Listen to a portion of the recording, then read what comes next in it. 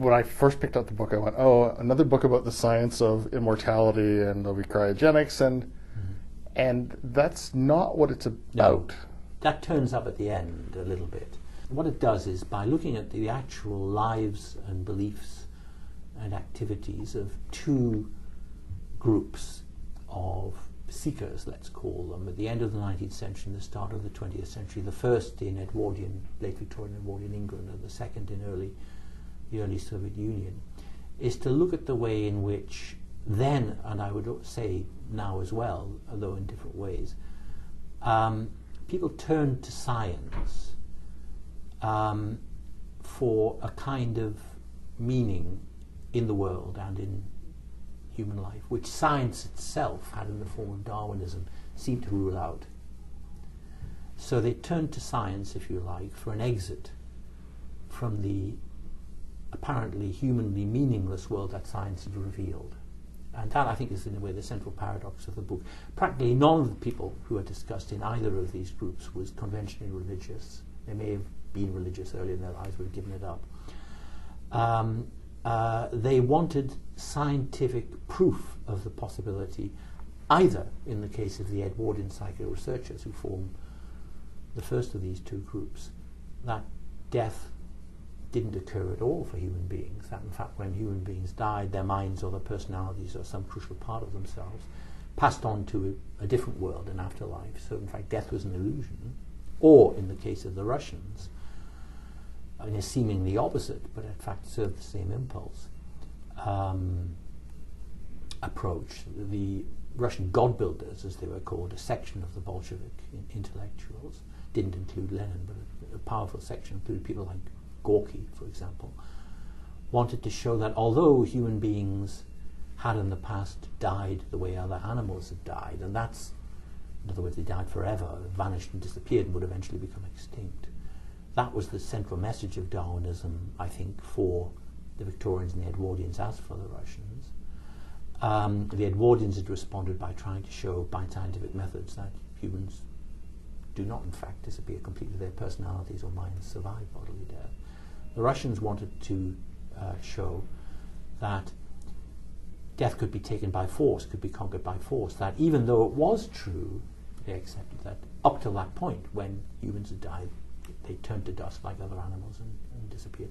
Science could, through cryonic suspension or through even more radical ideas of separating the human mind from the human body and becoming immortal as a just pure mental energy, intellectual energy, science could create immortality where it had not existed before. Whereas the Edwardians and the psycho-researchers thought that science could demonstrate that immortality was already a fact. That's the difference between the two.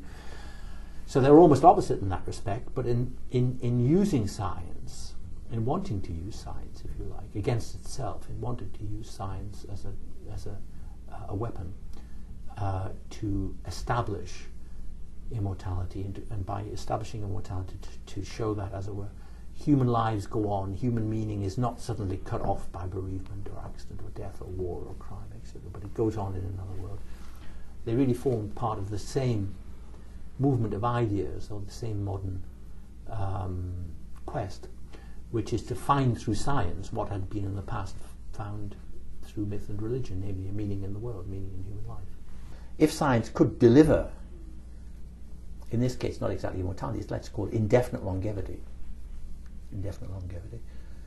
create enormous, I mean, it would make population difficulties that we now have child's play, because if people if there was no fixed point of death, it just went on and on and on, potentially live centuries, the world would fill up a lot quicker, even if we were issues of the children that were born, so either issues of incredible intergenerational fairness and justice, even there are now, of course, but they would be multiplied by time, and all kinds of ethical dilemmas. But actually, in the book, the issue I focus on the most is, especially in respect of Kurzweil, is that if it did become something like proved to be possible, what would survive would not be the persons that we'd been, because what he sort of proposes, and his supporters propose, is a kind of uploading of our conscious minds, in other words, of that part of ourselves, not our bodies, because we'd have new virtual bodies in the afterlife. In fact, we could have different genders. We have dozens of bodies, change our bodies whenever we wanted. But we wouldn't have the bodies we'd have. All we'd have would be our conscious minds. And my objection to that, first of all, that's only a sliver of ourselves. And also an awful lot of human creativity comes from the parts of our minds which are not conscious. We'd lose that, just as we lose our bodies. And that would go. I mean, because you can't program into a computer that which you don't yourself know about. I mean, it might be the source of your creativity. It might be the source of much in your life that is very valuable.